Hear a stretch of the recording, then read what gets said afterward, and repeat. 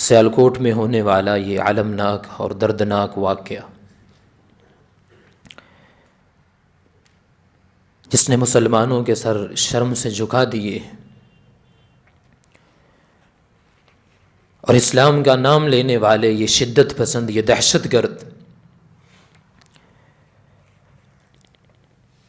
جن کے اس عمل نے اسلام کی صاف ستھری چادر پہ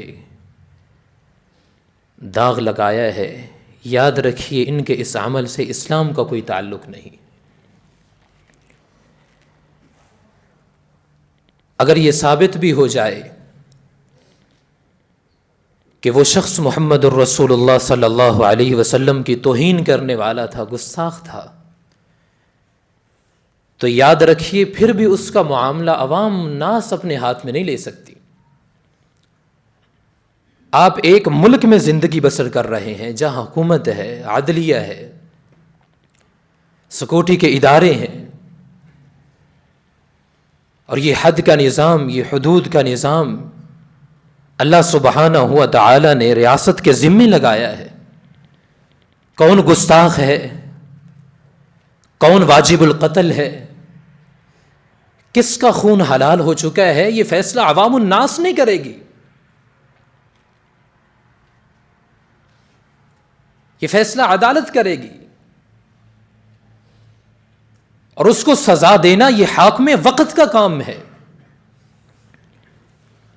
اور یہ جو ریت چل پڑی ہے ڈنڈا بردار درسوں کی، جہاں چاہیں روڈ بلاک کر دے، جس کے اوپر چاہیں چڑھ دوڑے، جس کے اوپر چاہیں جو مرضی الزام لگائیں، یہ شدت پسند ہیں، یہ دہشت گرد ہیں۔ یاد رکھیے اسلام کی مبارک تعلیمات کے ساتھ ان کا کوئی تعلق نہیں ہے، اور یہ قانون کو ہاتھ میں لینے والے، یہ قانون کو توڑنے والے، یہ لوگ مسلمانوں کی بدنامی کا سبب ہیں۔ ہمیشہ قرآن حکیم کی اس آیت مبارکہ کو اپنے سامنے رکھیے، من قتل نفسا بغیر نفس او فساد فی الارض فکأنما قتل الناس جميعا، جس نے کسی انسان کو قتل کیا، جس نے کسی جان کو قتل کیا، اور قصاصاً قتل نہیں کیا جا رہا، ظلم کرتے ہوئے زمین میں فساد برپا کرتے ہوئے، فکأنما قتل الناس جميعا، گویا کہ ایسے ہے جیسے انہوں نے پوری انسانیت کو قتل کر دیا۔ اس شخص کا جو بھی جرم تھا، مجرم ثابت بھی ہو جاتا تو عوام کو یہ حق حاصل نہیں کہ اس کا فیصلہ اپنے ہاتھ میں لے۔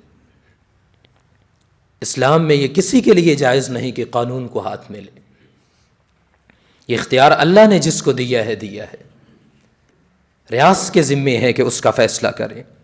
آپ کی صرف ذمہ داری یہ ہے کہ بات کو عدالت تک پہنچائیں، پولیس کے سامنے اس شخص کو پیش کریں، خود جج بننا، خود فیصلے کرنا، اور خود مار دینا، جلا دینا، اور پھر یہ نعرے لگانا کہ ہم نے جہنم واصل کر دیا ہے۔ یاد رکھیے یہ جہلیت ہے، یہ بے علمی ہے، یہ انحراف ہے محمد الرسول اللہ صلی اللہ علیہ وسلم کی تعلیمات سے۔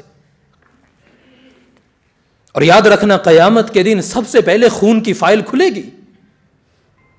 رسول اللہ صلی اللہ علیہ وسلم نے فرمایا اول ما یقضی بین الناس یوم القیامت فی الدماء، لوگوں قیامت کے دن سب سے پہلے لوگوں کے درمیان یہ خون کا فیصلہ ہونے والا ہے۔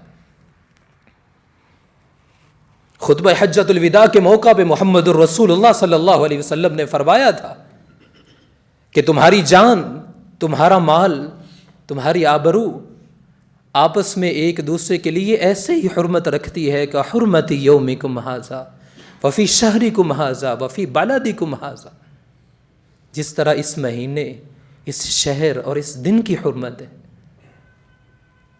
اور فرمایا پھر تم اپنے رب کی طرف لوٹ جاؤ گے، پھر اللہ سبحانہ ہوا تعالی تمہارے اعمال کے بارے میں تم سے پوچھیں۔ اور یہ کہا تھا آپ صلی اللہ علیہ وسلم نے، لوگوں میرے بعد پلٹ کے پھر کفر پہ نہ چلے جانا، ایسے شدت پسند نہ بن جانا کہ آپس میں ایک دوسرے کی گردنیں مارنے لگو۔ نہ حق خون بہانا یہ کوئی معمولی بات نہیں ہے۔ ذمہ داران کو چاہیے ایسے شدت پسند لوگوں کو کڑی سے کڑی سزا دے کہ جب چاہیں لاٹھیاں لے کے روڈ بلاک کر دیں، پولیس والوں کو مار دیں، فوج پہ چڑھ دوڑے.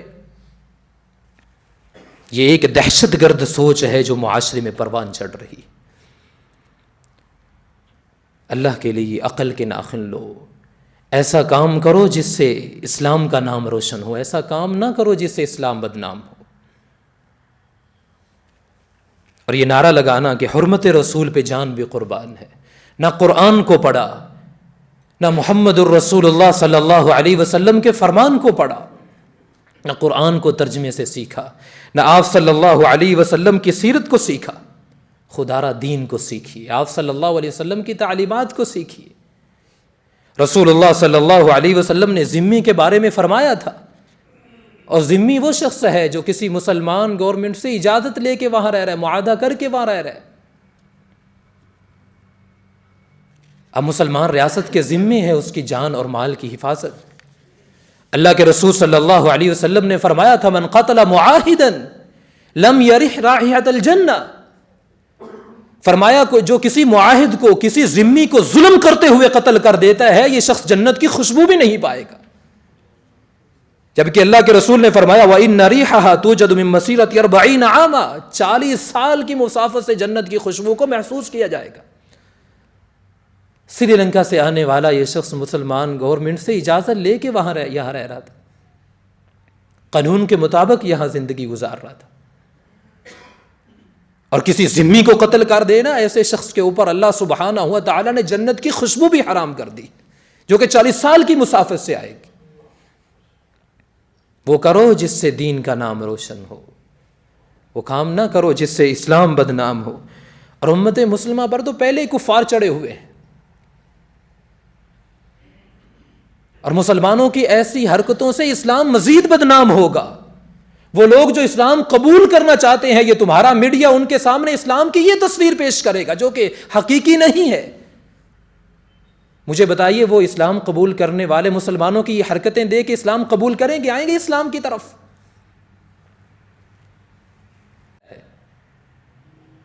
اس پہ الزام لگتا ہے وہ عدالت میں اپنا بیان دے سکتا ہے، لیکن تم نے یہ سارے حقوق چھینے اور خود جج بنے، خود فیصلہ کیا، مار بھی دیا، قتل بھی کر دیا، جلا کے راکھ کر دیا. اور جبکہ محمد الرسول اللہ صلی اللہ علیہ وسلم نے چیونٹیوں کے ایک بل کو دیکھا جس کو کسی نے جلا دیا تو فرمایا اللہ کی لعنت ہو اس ظالم پہ جس نے اللہ کی مخلوق کے ساتھ یہ ظلم کیا ہے. اور تم نے اشرف المخلوقات انسان کو مار بھی دیا اور جلا کے راکھ کر دیا. یاد رکھیے تم کو اسلام کی خدمت نہیں کر رہے. یہ دہشت گرد سوچ ہے جو معاشرے میں پروان چڑھ رہی ہے. عقل کے ناخن لو، وہ کام کرو جس سے اسلام کا نام روشن ہو. لوگ اسلام کی خوبصورت تعلیمات اور مسلمانوں کو دے کے اسلام کی محبت دل میں پیدا ہو، لوگ اسلام کی طرف آئے. ایسا عمل نہ کرو جس سے اسلام بدنام ہو. اور یہ لوگ ناموس رسالت کے نام پہ بدنما داغ ہیں، دہشت گرد ہے یہ لوگ. اور حکومت کو چاہیے کہ کڑی کے کڑی سزا دے ان کو کہ پھر آنے والے وقت میں کوئی اسلام کا نام لے کے کسی پردیسی کو قتل نہ کرے، اسلام کے نام پہ کسی پردیسی کے بچے یتیم نہ ہوں. معافی مانگی اللہ سبحانہ و تعالی سے. ربنا ظلمنا انفسنا ظلما كثيرا ولا يغفر الذنوب الا انت فاغفر لي مغفرة من عندك وارحمني انك انت الغفور الرحيم.